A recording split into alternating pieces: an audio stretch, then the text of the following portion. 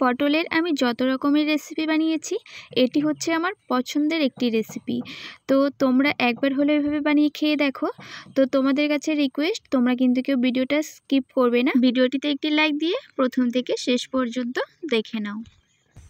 নমস্কার বন্ধুরা, মায়ের ছোট্ট রান্নাঘরে আপনাদের সকলকে স্বাগত জানাই।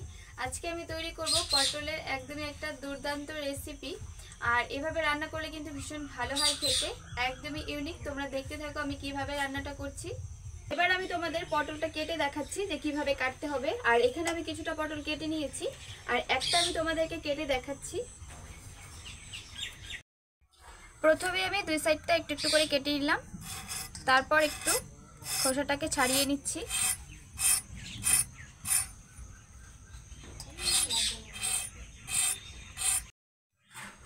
ছাড়িয়ে নেওয়া হয়ে গেছে। এবার হালকা করে একটু উপরের খোসাটাকে এভাবে একটু কেটে নেব, তাহলে কিন্তু রান্নার পর এর মধ্যে কিন্তু মশলাটা খুব সুন্দর ভেতরে ঢুকে যাবে। তো এরকমভাবে একটু ছাড়িয়ে নিচ্ছি, বেশি করে কিন্তু কাটার দরকার নেই, ওপর থেকে হালকা একটু এরকম পাতলাভাবে কেটে নিলেই কিন্তু হয়ে যাবে।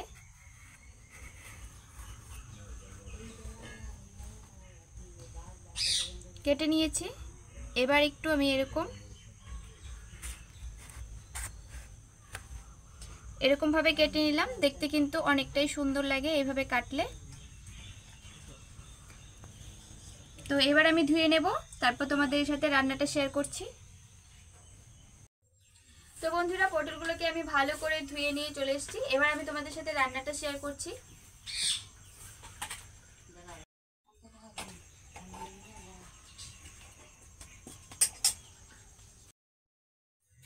এবার আমি পটলগুলোকে ভেজে নেব।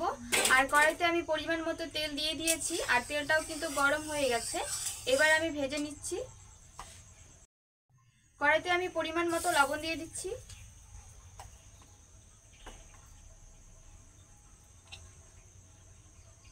দিয়ে দিচ্ছি হলুদ গুঁড়ো,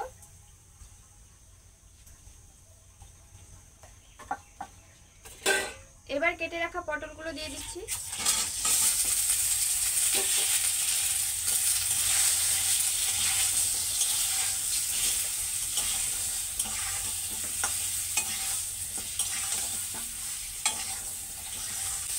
পটলটাকে নেড়ে কিন্তু ভালোভাবে ভেজে নিতে হবে।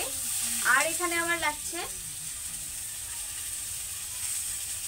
তোমরা চাইলে কিন্তু পনিরও নিতে পারো, তবে আমি এখানে ছানা নিয়েছি।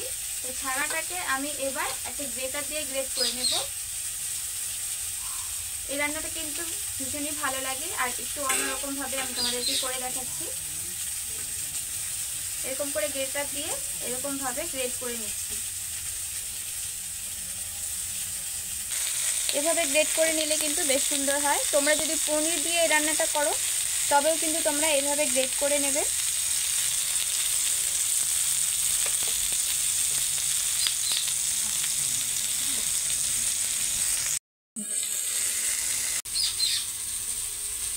তো বন্ধুরা, আমার সমস্তটা গ্রেট করে নেওয়া হয়ে গেছে।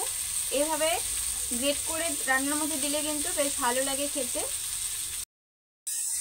তোমরা কিন্তু তোমাদের রান্নার মানে যতটা পরিমাণ পটল নেবে, পটলের পরিমাণ অনুযায়ী কিন্তু তোমরা ছানা বা পনিরটা নিয়ে নেবে। তো পটলগুলো কিন্তু আমার ভেজে নেওয়া হয়ে গেছে, এবার উঠিয়ে নিচ্ছি।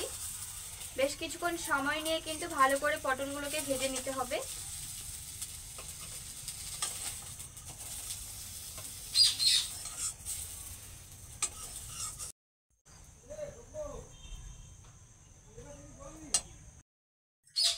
এবার এই কড়াইয়ের মধ্যে আমি রান্নাটা করে নেব। তো কড়াইতে দিয়ে দিচ্ছি পরিমাণ মতো সরষের তেল,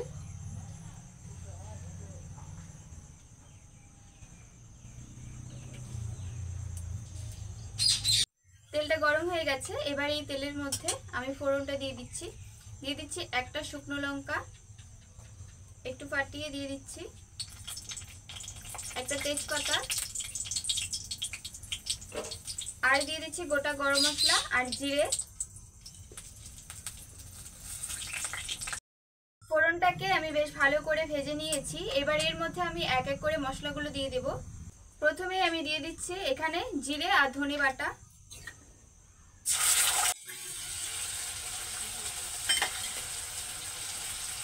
এখানে আমি দিয়ে দিচ্ছি কাঁচা লঙ্কা বাটা,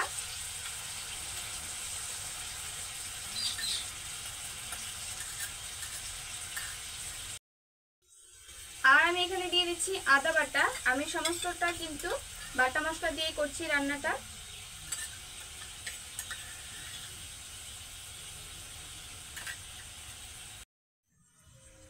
আর আমি এখানে দিয়ে দিচ্ছি পরিমাণ মতো লবণ,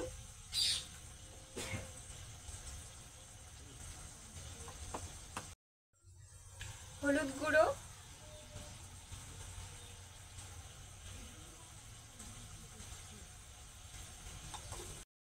দিয়ে দিচ্ছি কাশ্মীরি লঙ্কার গুঁড়ো। এখানে আমি শুকনো লঙ্কার গুঁড়ো দিচ্ছি না, যেহেতু আমি কাঁচা লঙ্কা বেটে দিয়েছি। তোমরা চাইলে কিন্তু শুকনো লঙ্কার গুঁড়ো দিতে পারো।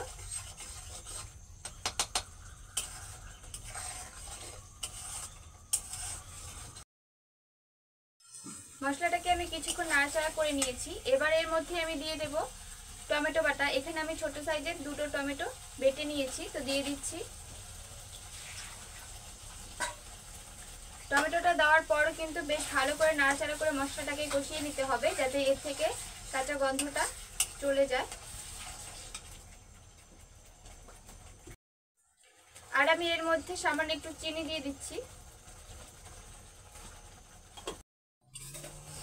এবার আমি বেশ কিছুক্ষণ সময় নিয়ে মশলাটাকে ভালো করে কষিয়ে নেব।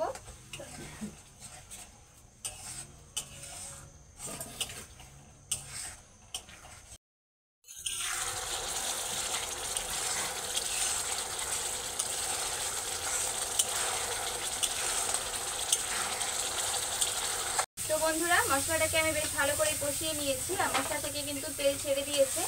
এবার এর মধ্যে ভেজে রাখা পটলগুলো আমি দিয়ে দেব।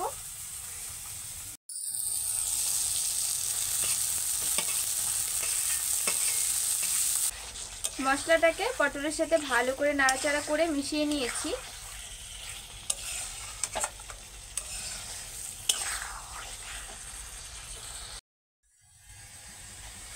দু এক মিনিট পটলটাকে ভালো করে নাড়াচাড়া করে কষিয়ে নিয়েছি। এবার এর মধ্যে আমি যে গ্রেট করে রেখেছিলাম ছানাটা এবার দিয়ে দিচ্ছি।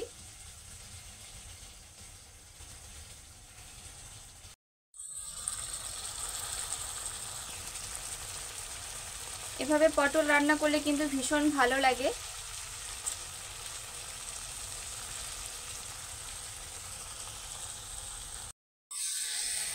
এবার ভালো করে মিক্স করে নিচ্ছি।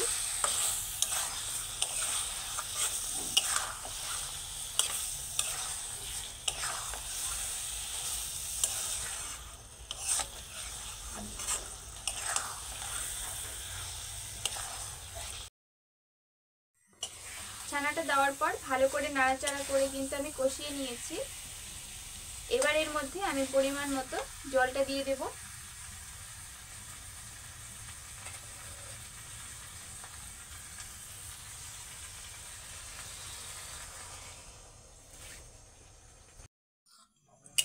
একদম অতিরিক্ত কিন্তু দেওয়া যাবে না, এতে কিন্তু একদম একটু পটলের গামাখা গামাখা হবে। তো আমি আরেকটু দিয়ে দিলাম। তো এরকমই থাকবে। কিছুক্ষণ ফুটিয়ে নেওয়ার পর এটা আরেকটু শুকিয়ে যাবে।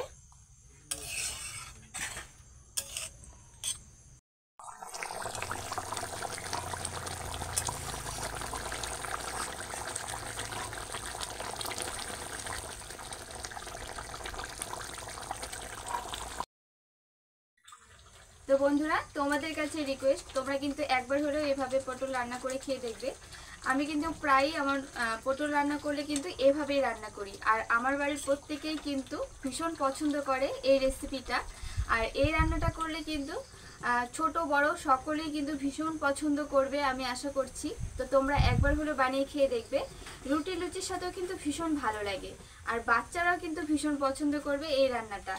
তো তোমাদের কাছে কেমন লেগেছে রেসিপিটা অবশ্যই কিন্তু আমাকে কমেন্ট করে জানাবে। তোমাদের কমেন্টের অপেক্ষায় থাকবো, আর ভালো লাগলে একটি লাইক করবে। তো রান্নাটা কিন্তু আমার হয়ে গেছে। এবার এর মধ্যে আমি দিয়ে দিচ্ছি 1 চামচ পরিমাণ দিয়ে দিচ্ছি ঘি,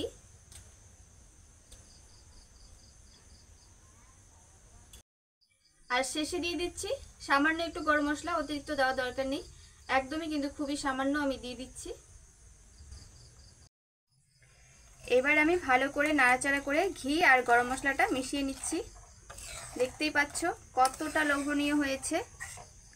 তোমরা কিন্তু নিরামিষের দিনেও কিন্তু এই রান্নাটা করতে পারো।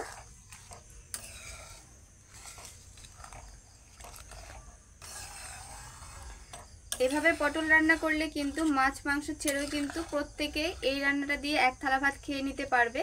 তোমরা দেখে নিশ্চয়ই বুঝতেই পারছো যে কতটা লোভনীয় হয়েছে।